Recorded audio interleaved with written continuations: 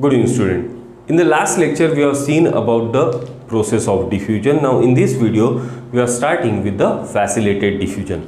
Facilitated diffusion is also a passive process, but it is having some additional requirement. In facilitated diffusion,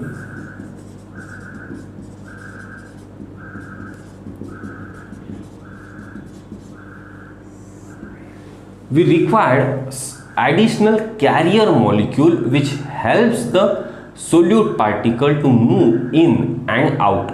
So facilitated diffusion is also a movement of solutes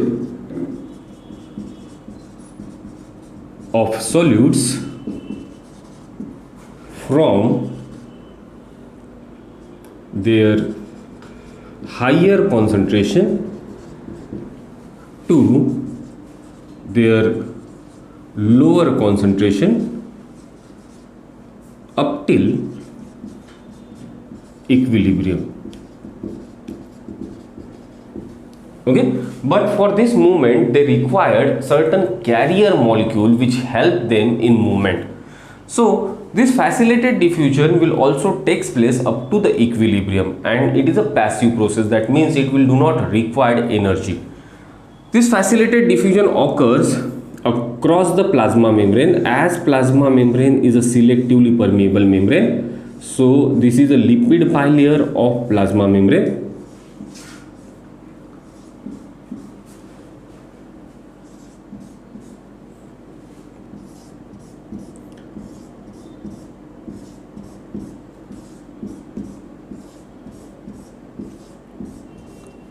And the plasma membrane is selectively permeable. It will allow some molecules to enter and some molecules are not able to enter the plasma membrane.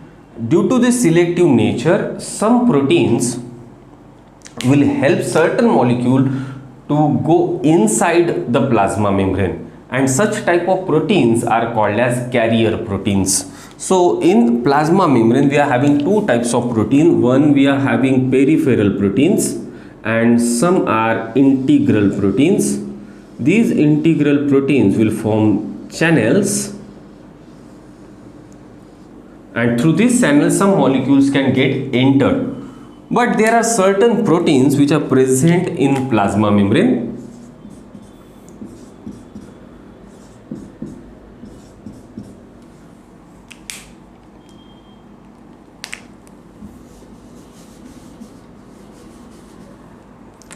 Let's suppose this is a protein which is present inside the plasma membrane.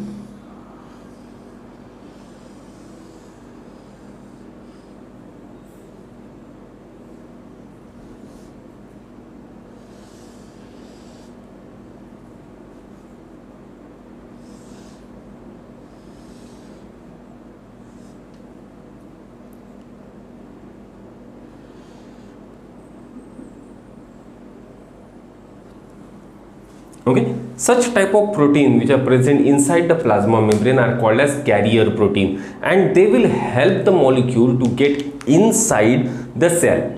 Some of the molecules which are charged molecule which are not allowed by plasma membrane to get inside will get bind to the particular point of this carrier protein. Now this carrier protein will rotate, and by rotation it will take this protein up to this level,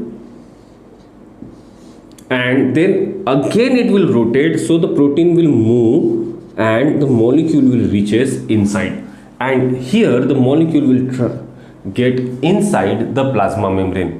हमने बोला कि कुछ molecules ऐसे हैं जिनको plasma membrane अंदर नहीं आने देती, क्योंकि प्लाज्मा मेम्ब्रेन का सिलेक्टिव नेचर है.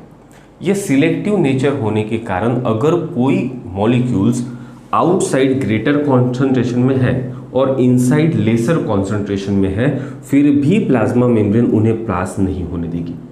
ऐसे सोल्यूट्स को हेल्प करने के लिए प्लाज्मा मेम्ब्रेन के अंदर कुछ प्रोटीन्स रहते हैं. इन प्रोटीन्स को हम बोलते हैं carrier proteins. These proteins are present inside the membrane. वो मेम्ब्रेन के अंदर रहते हैं और उन मॉलिक्यूल्स को हेल्प करते हैं जिन्हें प्लाज्मा मेम्ब्रेन इजीली अंदर नहीं आने देती. anything. There are so many examples in which carrier protein help for diffusion of different substances to get inside the plasma membrane. One such example is transport